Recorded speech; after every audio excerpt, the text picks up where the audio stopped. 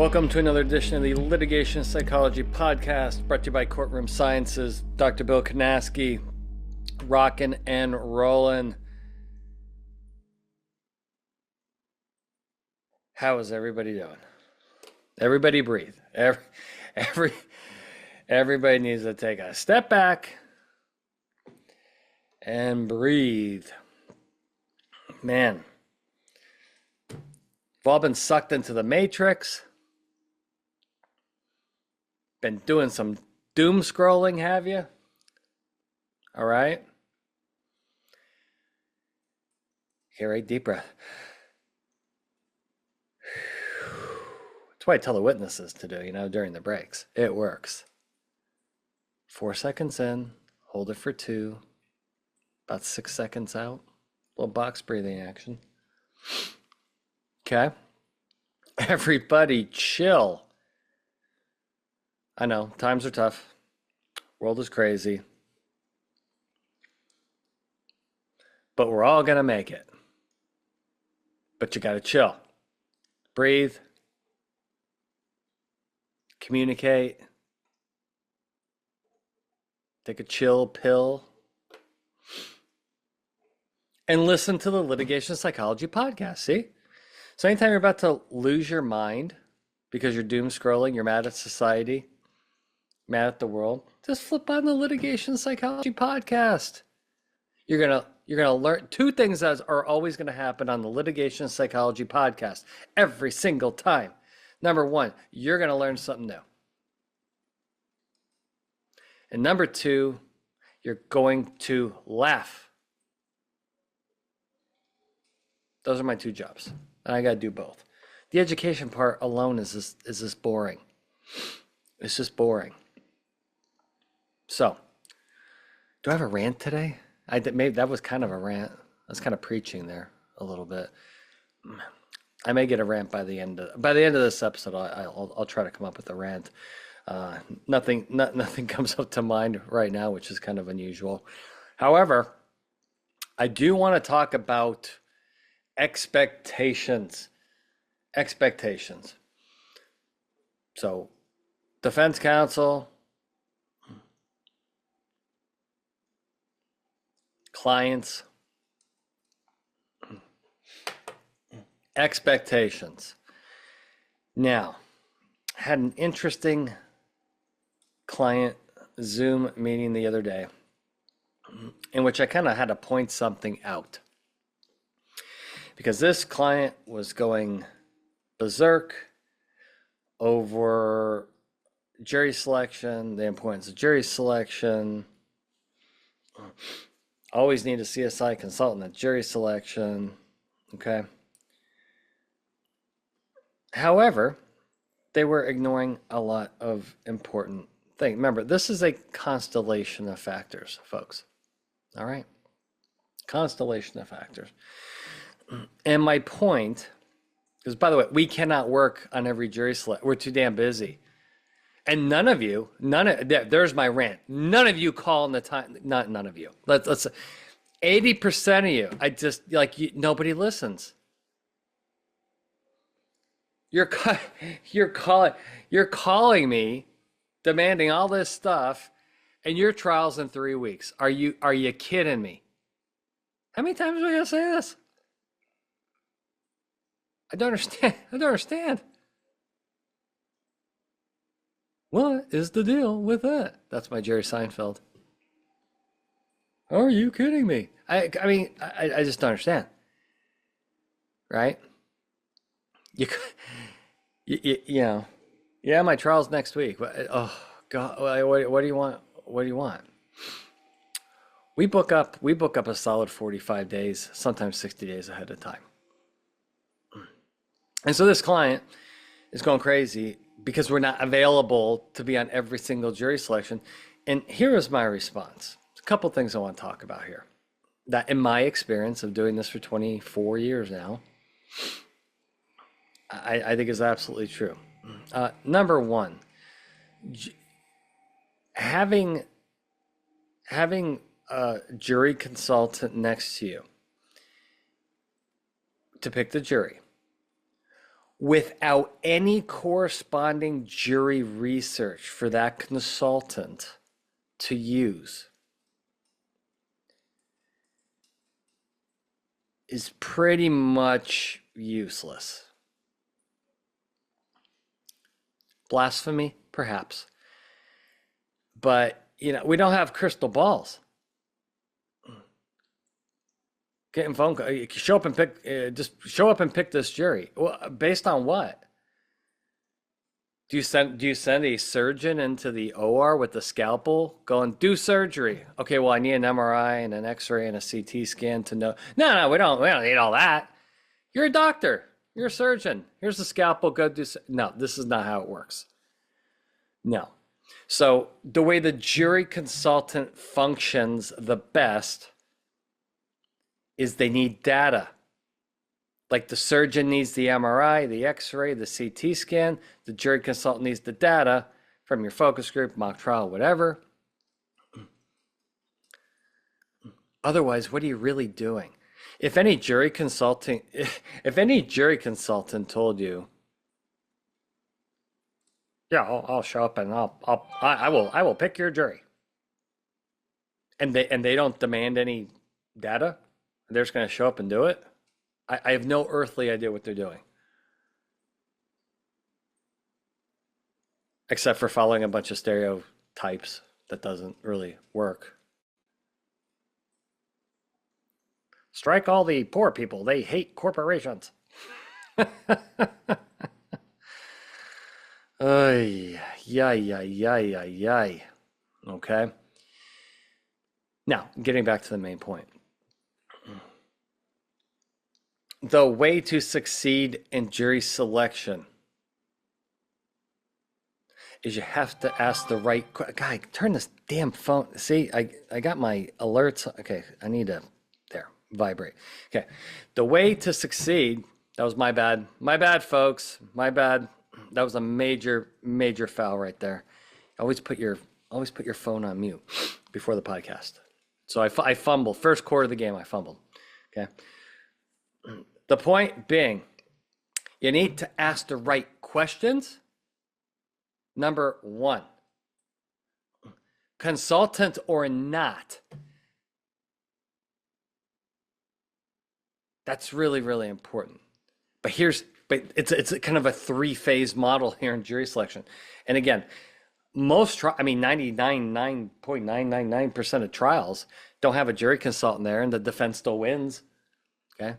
Number one, you got to ask the right questions, but that's kind of the meat of the sandwich, right? The two pieces of bread are you got to set up the right questions, and then you got to ask the right follow-up questions. Two things that rarely happen. Go back and I had breakfast with an attorney client, and I would call him a friend. We've been working together and known each other about the same age here in Florida. And we just had breakfast. I just got back. And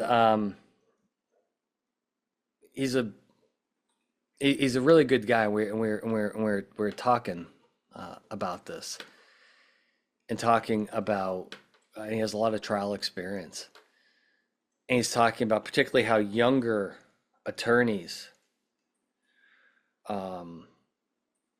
during the jury selection, the voir dire process, they kind of jump right to that question. They don't set it up and they don't ask the right follow-up questions.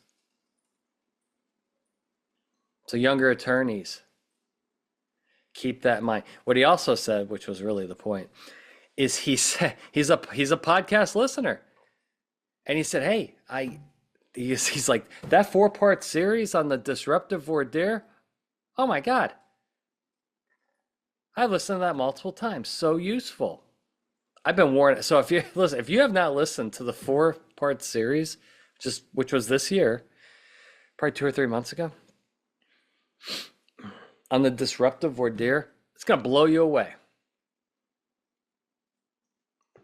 Disruptive. That's my job. Disrupt and move the needle. Move the needle.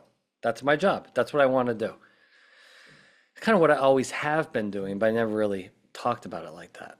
But that's my goal. I want to help you move the needle. Okay. So back to the story. So I'm talking to this client, and she's just, oh, well, if we don't have you there for jury selection, oh my God, blah, blah. No, I'm like, no, it's okay.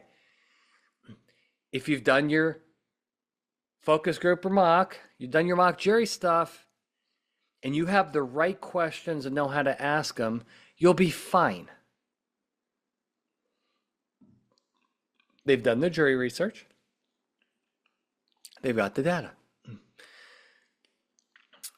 We are going to help the legal team with descriptive questions in the right order to prepare them for jury selection, and they're going to be fine. Okay? I had to tell her, I'm like, listen, stop flipping out.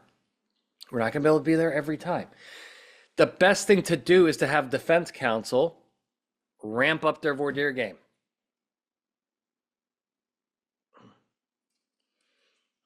And I would argue, and both my new jury selection, I got 2 new jury selection papers coming out. First one's coming out here right before the end of the year in CLI magazine. Okay. Attorneys, you got to study the science of jury selection, followed by it's the art of jury selection. 2 different things. Okay. The science is the questions, the orders of the questions. The art is the setup of the question. The art is the follow-up questions. Okay, you got to combine both of those. Okay. So then the client on this call finally settled down, but then I went on my rant because that's what I do. I do it well too. I'm a good ranter.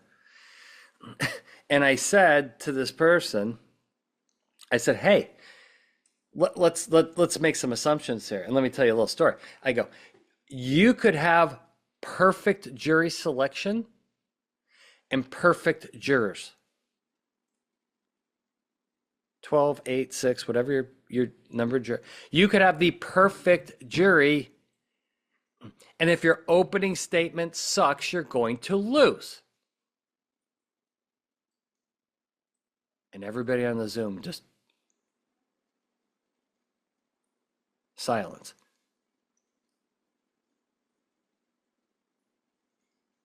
So one of the biggest skills I teach in opening statement is the use of repetition, how to use that wisely and combine it with silence, which is what I'm going to do with you right now.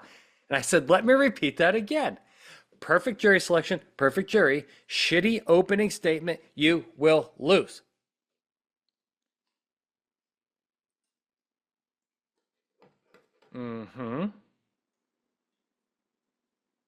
Then I wrapped it up. I wrapped it up one more notch.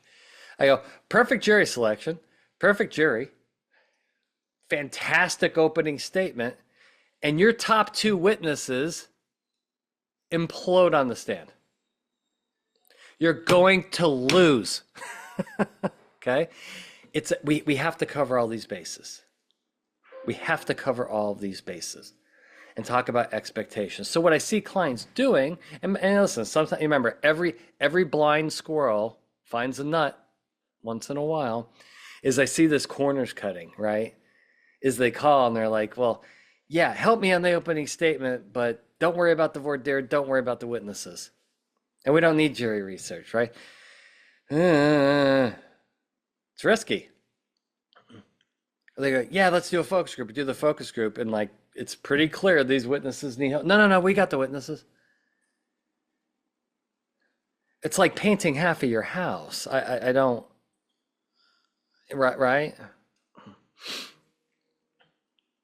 God, my phone is lighting up. Lighten up. Okay. So that's kind of how that story worked, is I was kind of trying to educate the client, like, you can't put all your eggs in one basket. It's not all about jury selection. Is it important? Absolutely. It's one step. This whole thing's a process, folks. Then very interesting. Let me tell you. So this whole podcast is going to be about two stories. I'm just kind of out here talking. It's my podcast. I can do what I want. Then I got another random LinkedIn message in my DM. The main partner, founding partner at a law firm, sent me a message and said, "Hey, I listened to the podcast." And by the way, I've gotten this message and phone call multiple times now in the last 2 years. And this multiple paragraph DM essentially said, our attorneys need training. We need to be better. And we need more training and education. And we want you to do it because you've got your shit together. We all listen to the podcast. We read your papers. And can you help us? So we set up a call. This attorney was very proactive, very cool, by the way, had another partner on, and said, we're losing ground. We've got to keep up to speed with the plaintiff's bar. Can you help us? Here's what our plan. They already had a plan. You're like, we have this partners meeting, which is supposed to be educational once a month. Can you come multiple months in a row and present on these topics that you're podcasting about? Yeah.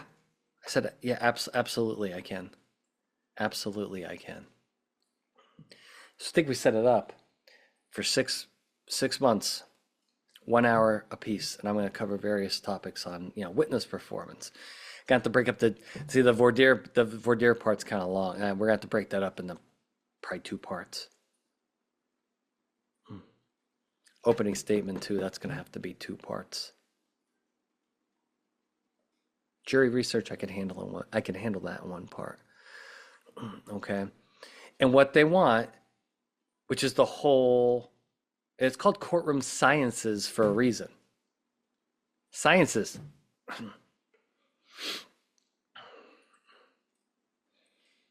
Again, not to bash anybody, but yeah, a lot of my competitors are they're attorneys that don't practice anymore, and they're quote unquote consultants. I have no idea what they bring I really don't know how they they go about things.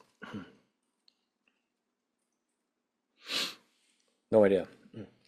So kind of the second part of this podcast here, the point being is attorneys, defense attorneys, if you think you're going to develop your young attorneys and middle-aged attorneys by sending them the DRI conferences to get better, you're missing the boat.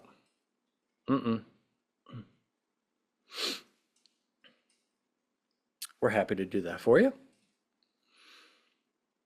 and work with you to be better and more proactive and more aggressive in discovery, pre-trial, and peri-trial, during trial. Okay. And again, I have data and science behind everything that we do, and we want to move the needle. So if you're interested in moving the needle, please reach out. If you're not and you've got it all figured out, hey, good for you. Leave me alone. If you've got it figured out, really, hats off to you. Best wishes. Congratulations. There's many out there that have not figured it out. Moving the needle. That's what we're doing. Boy, this podcast episode's like, I don't even have an outline. This is like a potpourri. It's like a potpourri. Okay. Final note. Got a really nice defense verdict yesterday in South Florida, which is no easy venue.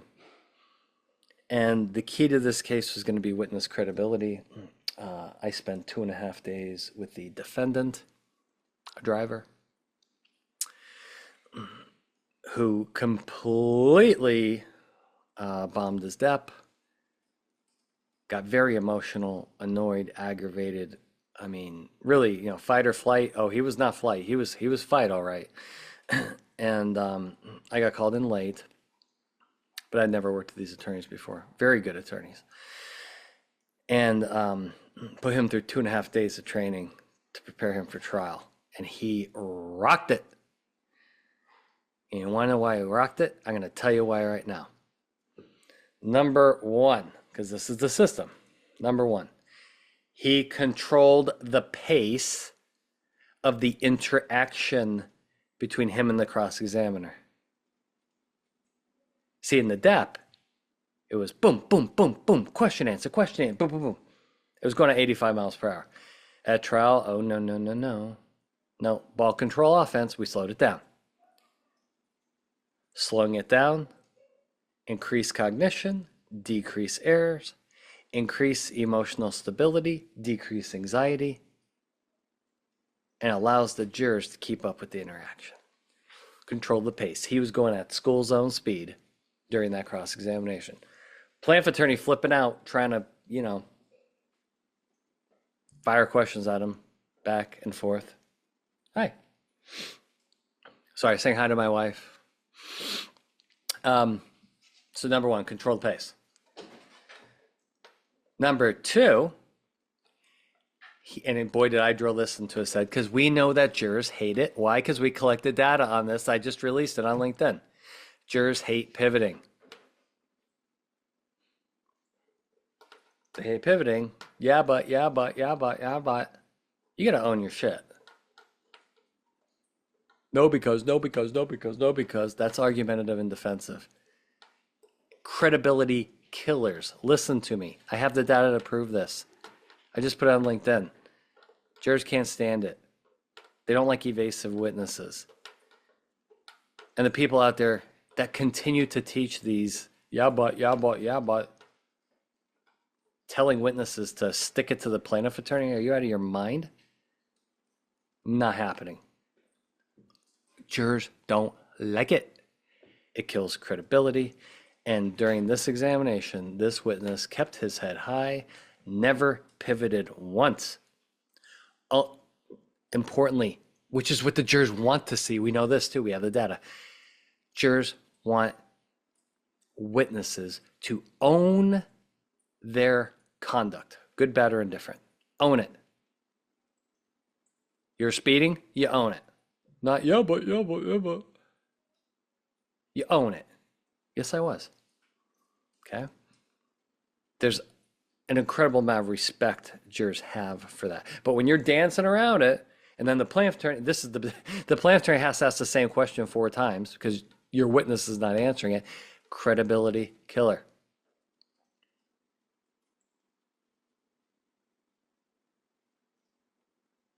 Listen to me.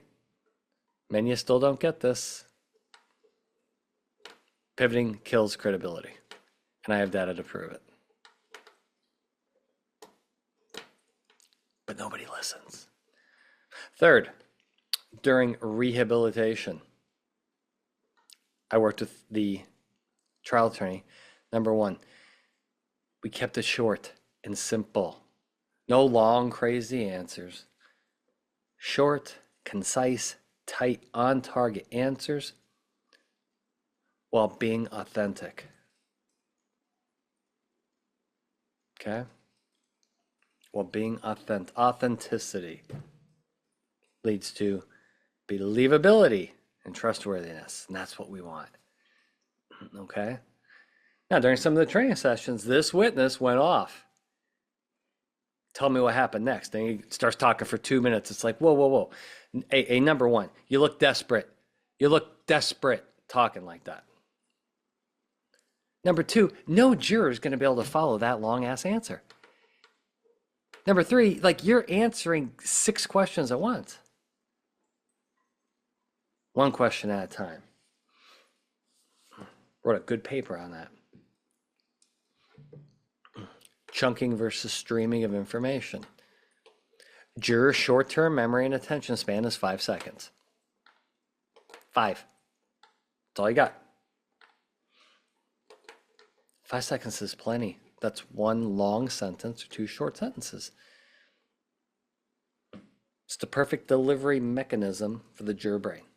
Anything more than that, the jury, they cannot pay attention and they cannot follow it.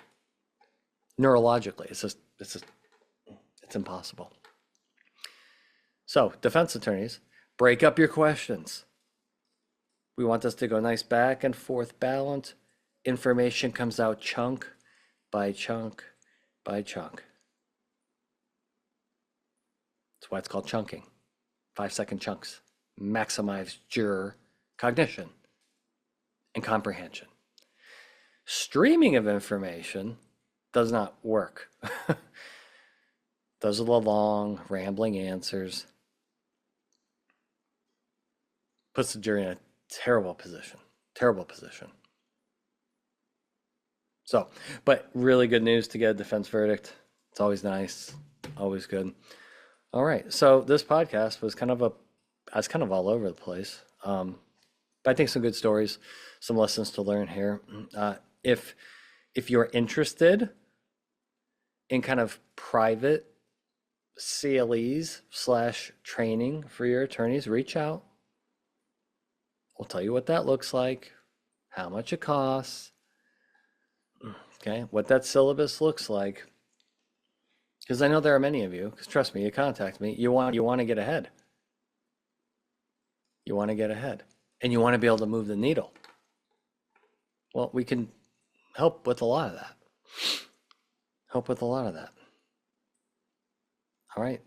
Enough for today. Litigation Psychology Podcast brought to you by Courtroom Sciences. I'm Dr. Bill Kanasky. We will see you next time.